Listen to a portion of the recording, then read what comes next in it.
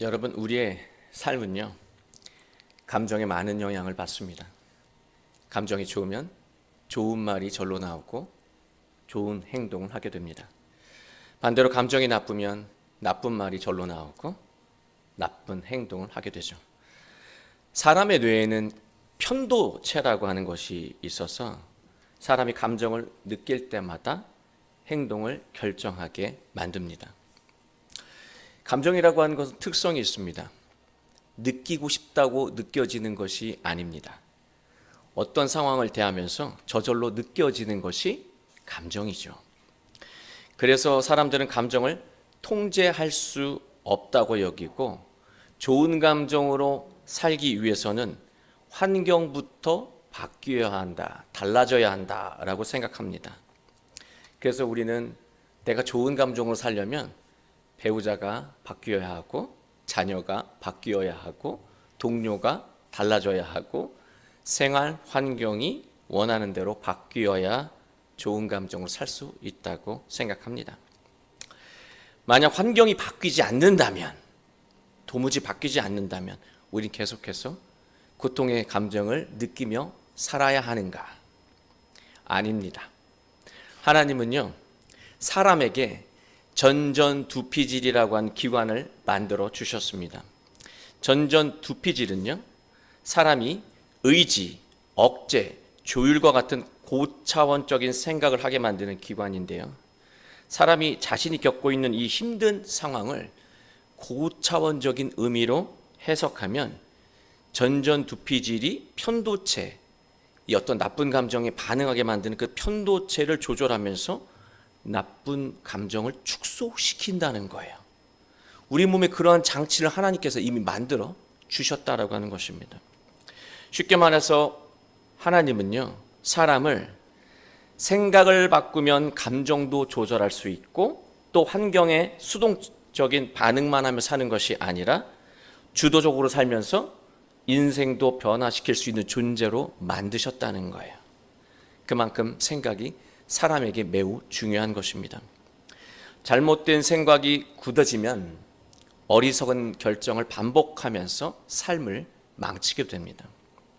이 카일 아이들먼이라고 하는 목사는 그리스도인의 생각 사용법이라는 책에서 사람의 내면에 굳어져 버린 잘못된 생각을 오늘 말씀 4절에 나오는 견고한 진으로 설명하고 있습니다. 이 견고한 진이라고 하는 것은요, 헬라어로 오퀴로마, 성읍, 요새, 보루라고 하는 의미를 가지고 있습니다. 사람들은 잘못된 생각으로 견고한 생각의 진을 세우고 그 안에 들어가 자기 논리와 주장을 보호하고 방어한다는 거예요. 나 이것만은 양보 못해. 이게 내 마지막 보루야. 그러면서 끝내놓지 않는 어떤 생각과 주장이 있다라고 하는 것이죠. 그러나 그러한 견고한 진은요, 사람을 보호하는 것이 아니라 하나님의 진리를 거부하게 만들고 스스로 삶을 고통스럽게 살게 만든다는 거예요. 그 잘못된 생각이 우리를 그렇게 힘들게 만든다는 것이죠. 우리는 여전히 부정적인 감정에 시달리며 살아가고 있습니다. 왜 그렇습니까? 자기 생각으로 세워진 견고한 진을 허물지 않았기 때문입니다. 하나님과의 관계에서 생각을 정리하지 않고 살아서 이런 현상이 일어나고 있는 거예요. 바울은 사람의 생각이 잘못되었을 때 생겨나는 부정적인 감정이 무엇이고 이러한 감정을 조절하는 능력이 어디에서 오는지 명확하게 전하고 있습니다. 우리 모두 오늘 말씀을 통해서 자기 생각의 견고한 성을 무너뜨리고 하나님의 말씀으로 생각을 새롭게 하며 어떤 환경에서 또 복된 길을 걸어가며 참된 행복을 누리게 되시길 주님의 이름으로 축원합니다. 고린도 교회는요, 바울이 세운 교회예요. 그러나 바울이 떠난 후에는요, 다양한 교인들이 유입되었고 교회는 분열되었습니다. 교인들은 바울이 전한 복음과 바울의 사도성을 의심하기 시작했습니다. 왜 이런 일이 교인들 사이에 일어난 것일까요? 바울이 교인들을 대하는 태도 때문이었습니다. 이게 무슨 말이냐면 1절 말씀 보겠습니다. 너희를 대면하면 유순하고, 바울은 교인들과 함께할 때 유순하게 대했다고 말하고 있어요. 이 유순한이라고 하는 단어는요, 헬라어로 타페이노스입니다. 이 타페이노스의 뜻을 보면은요, 겸손한, 억눌린, 비굴한, 낮은, 이런 뜻이 있습니다. 바울이 교인들 앞에서 얼마나 자신을 낮췄는지 알 수가 있는 것입니다. 2절을 보시면 우리를 육신에 따라 행하는 자로 여기는 자들에 대하여 내가 담대히 대한 것 같이 너희와 함께 있을 때 나로 하여금 이 담대한 태도로 대하지 않게 하기를 구하노라. 교인들은 바울의 겸손한 태도를 존경하기보다요, 지금 바울이 떠난 후에 사역하고 있는 그 사도와 바울을 비교하면서 바울 사도는 복음에 대한 확신도 없는 것 같고 또 사도의 권위도 없는 것 같다고 여기고 있는 거예요. 아이러니한 것이죠. 교인들은 이러한 잘못된 생각으로 바울을 판단했고, 교인들의 잘못된 생각은 바울에 대한 부정적인 감정으로 이어졌습니다. 여러분 잘 아시잖아요. 성경 66권을 통틀어서 하나님과 예수님을 가장 정확하게 이해하고 전한 사람이 누구냐고 묻는다면 단연코 사도 바울입니다. 고린도 교인들은 바울이 자신을 겸손히 낮춘 것을 정말로 수준이 낮은 것으로 여긴 거예요. 얼마나 우스꽝스러운 상황입니까? 비교하는 것에 익숙했던 교인들의 생각이 결국 문제를 일으킨 거예요. 여러분, 비교하는 것이 무조건 나쁜 것은 아닙니다. 여러분 시장에 가서 물건을 고를 때 비교하며 좋은 것을 사시죠. 비교하는 게 꼭 나쁜 것만은 아닙니다. 핵심은요, 기준이에요. 비교하는 기준이 잘못되잖아요. 판단은 옳을 수가 없다는 것입니다.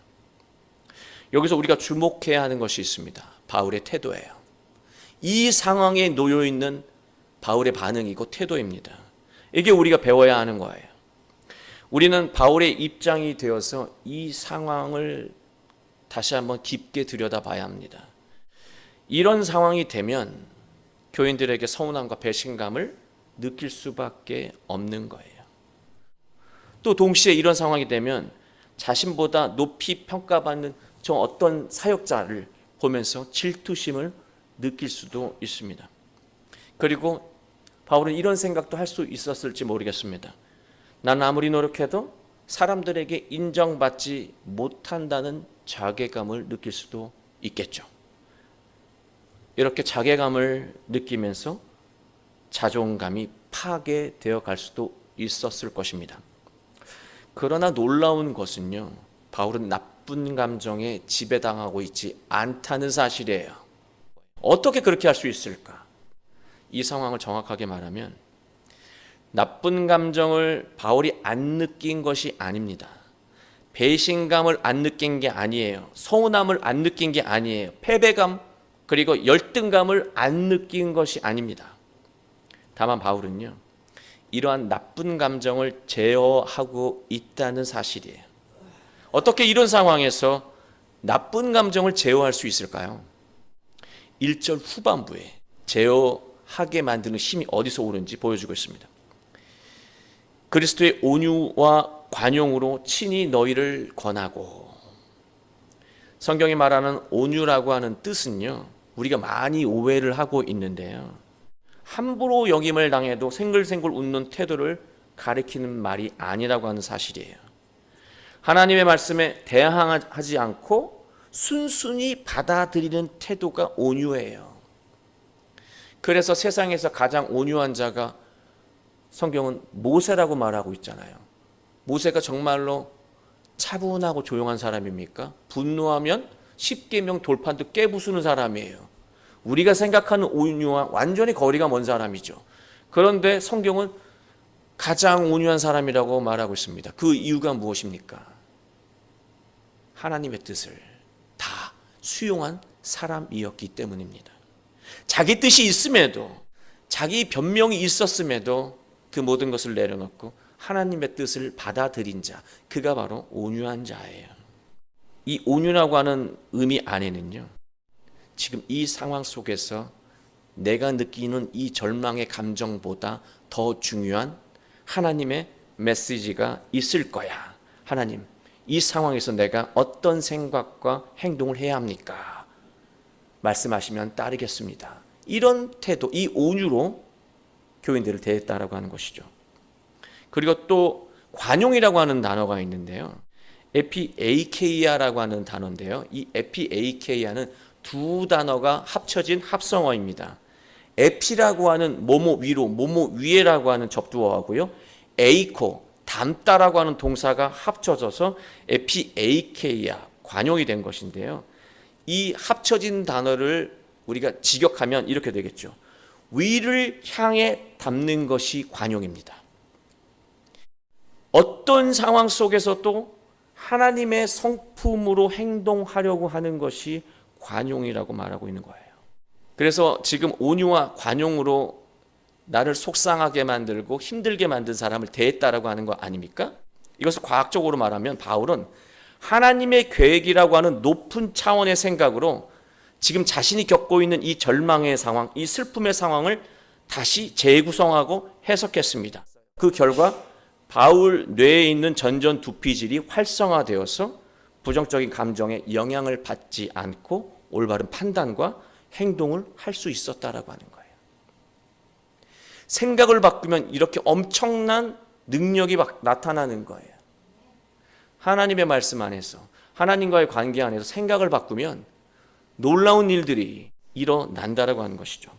3절 말씀을 보시면 우리가 육신으로 행하나 육신에 따라 싸우지 아니하노니, 바울은요, 자신은 분명 육신의 한계를 가진 사람인 것을 인정합니다.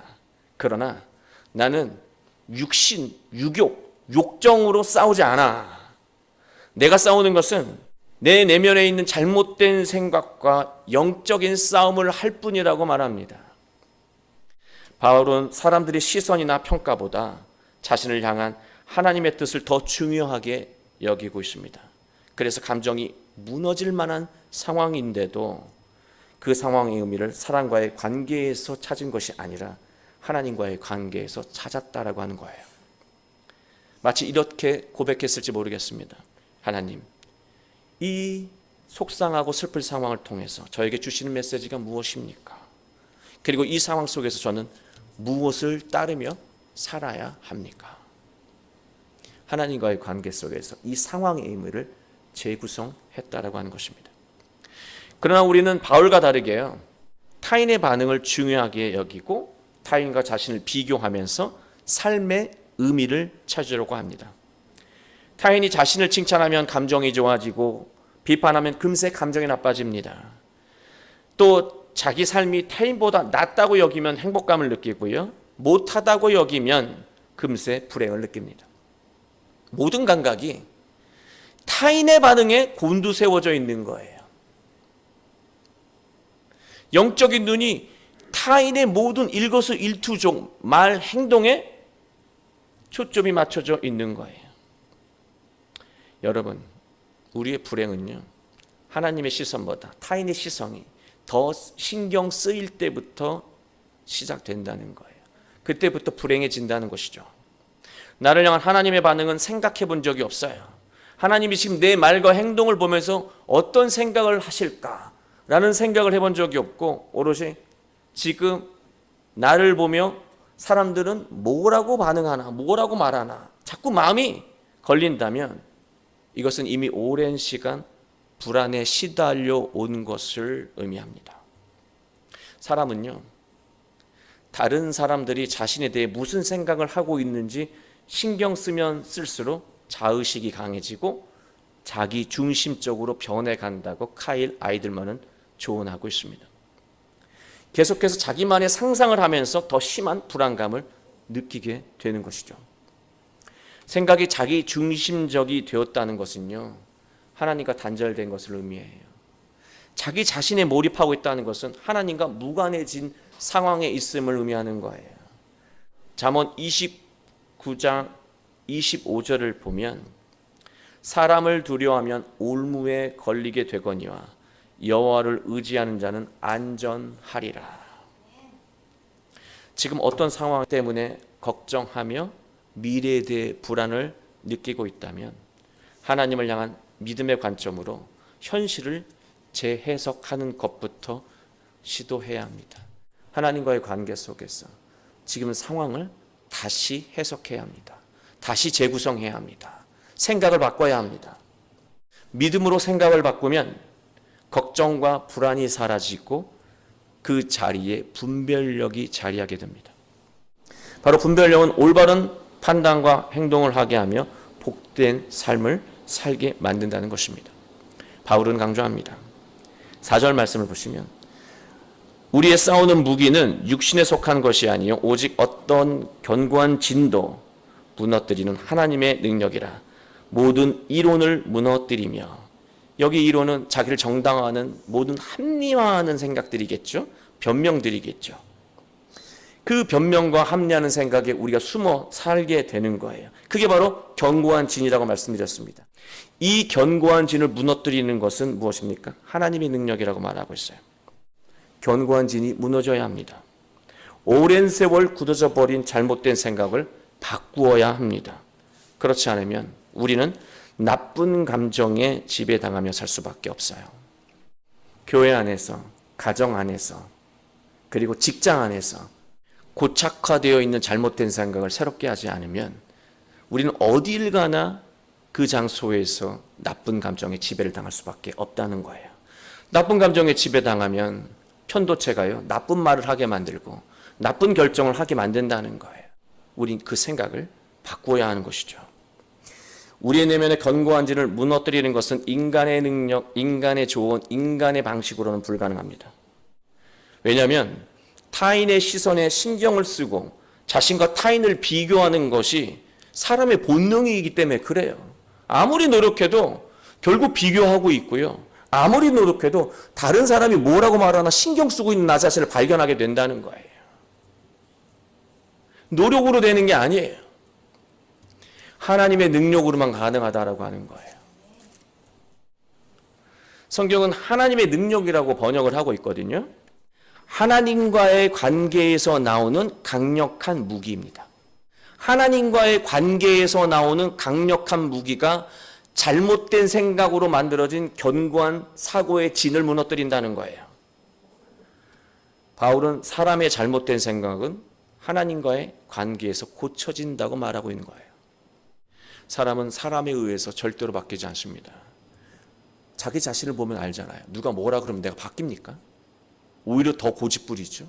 사람은 사람에 의해 절대로 바뀌지 않습니다. 사람은 하나님과의 관계가 바로 세워졌을 때 생각이 바뀝니다. 삶이 바뀝니다. 하나님과의 관계가 바로 세워지는 것이 무엇입니까? 하나님은 나의 아버지고 예수님은 나의 주님입니다. 나의 스승입니다. 나의 삶의 원형입니다. 우리는 하나님의 성품을 담고 하나님의 뜻에 순종해야 하는 존재입니다. 우리가 하나님의 뜻으로 생각을 바꾸면 우리는 나쁜 감정에 휘둘리지 않고 주도적으로 새로운 삶을 살 수 있습니다. 마지막으로 바울의 태도에서 배울 점 하나가 또 남아 있습니다. 바울은 결단코 부정적인 자기 대화에 빠지지 않았다고 하는 거예요. 이게 무슨 말이냐면요. 사람이 깊은 좌절감을 느끼잖아요. 실망감을 느끼잖아요. 그러면 자신을 비하하는 말을 스스로에게 합니다. 나는 왜 이렇게 부족할까? 나는 이 정도밖에 안 되는 것일까? 나는 정말 바보 같다. 지금까지 헛살았다. 나는 아무짝에 쓸모가 없는 것 같아. 아무 일도 하기 싫다. 이처럼 부정적인 자기 대화는요, 자신의 자존감을 갉아먹으면서 영혼에 심각한 내상을 입힙니다. 그리고 그대로 주저앉게 만든다는 거예요. 여러분, 세상의 치유 방식, 상담의 치유 방식은요, 주문을 내는 거예요. 그 자기 뇌를 속이는 겁니다. 뭐냐면 나는 할 수 있다. 나는 할 수 있다. 뭐든 할 수 있다. 계속해서 외치면서 자기 자신을 세뇌하는 것입니다. 그러나 이렇게 해서 다 되면 다 세뇌하죠. 이 방법에는 분명 한계가 있습니다. 아무리 떨쳐내고 싶은 부정적인 그런 생각이라도요, 그 생각 안에는 일말의 진실이 있다는 거예요. 내가 할 수 있다고 외치고 있지만 내가 부족한 걸 누가 알아요? 내가 안다는 것이죠. 정말로 부족한 사실이 있다는 것을 안다는 거예요.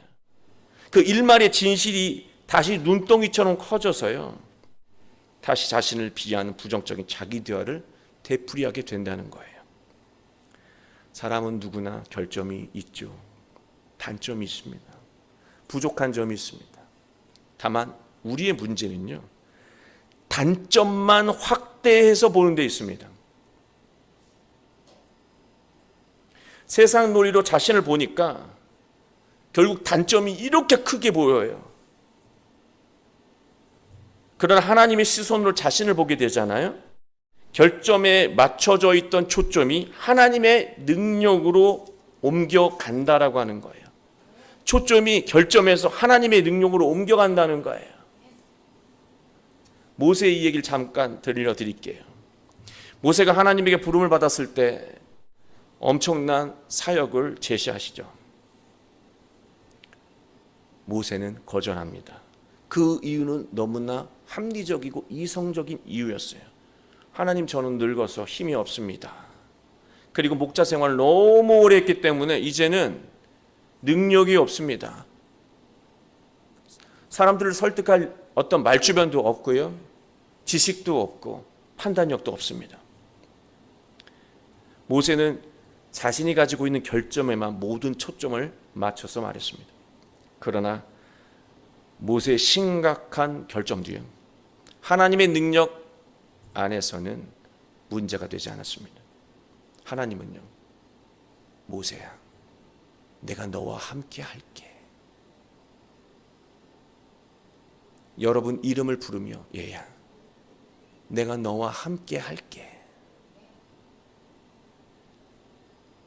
너의 부족함, 너의 실수, 너의 속상함, 너의 안타까움에 매몰되지 말고 내가 채워줄 테니까 다시 일어나 걸어가자. 하나님은 과거의 삶에 실패했던 모세를 다시 부추겨 일으키시고 마지막 순간에 놀라운 사역의 장으로 인도해 내셨고요, 성경에서 그 어떤 위대한 사역보다 위대한 사역을 이룰 수 있도록 하나님은 능력을 주시며 인도하셨습니다.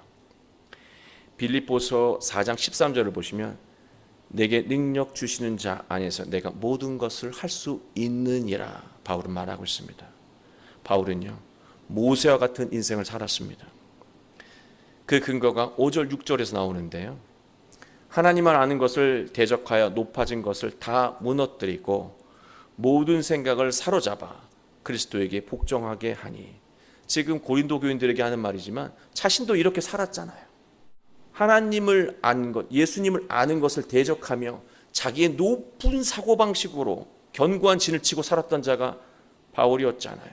그 허물어짐을 경험한 자 아닙니까? 그리고 예수 그리스도에 복종한 자 아닙니까? 너희들도 그렇게 살라고 말하고 있습니다.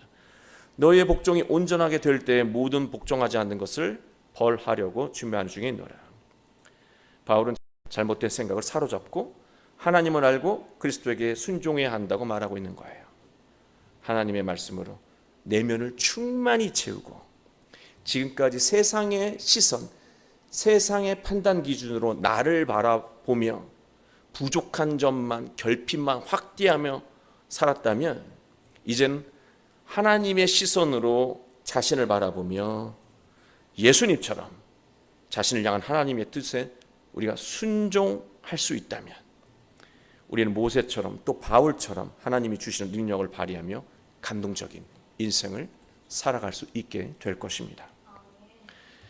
사랑하는 교회 여러분, 우린 여전히 부정적인 감정에 휘둘리며 또 영향을 받으며 살아가고 있습니다. 이것은요, 잘못된 생각으로 만들어진 견고한 진 안에 자신을 숨기고 하나님의 말씀을 거부하며 살고 있다는 증거입니다. 그러나 우리가 지금부터 하나님 말씀 안에서 생각을 바꾸고 하나님의 시선으로 자신을 바라보며 살아갈 수 있다면 우린 어떤 상황에 놓이더라도, 바울처럼 어떤 절망의 상황에 놓이더라도 하나님이 주신 능력으로 복된 인생을 이뤄가며 복된 결과를 성취하게 될 것입니다. 우리 모두 바울처럼 언제나 예수님을 따라 살며 모든 순간에 만족감을 누리고 하나님의 기쁨이 되는 인생, 기쁨이 되는 가정, 기쁨이 되는 교회가 되시길 주 예수 그리스도의 이름으로 축원합니다.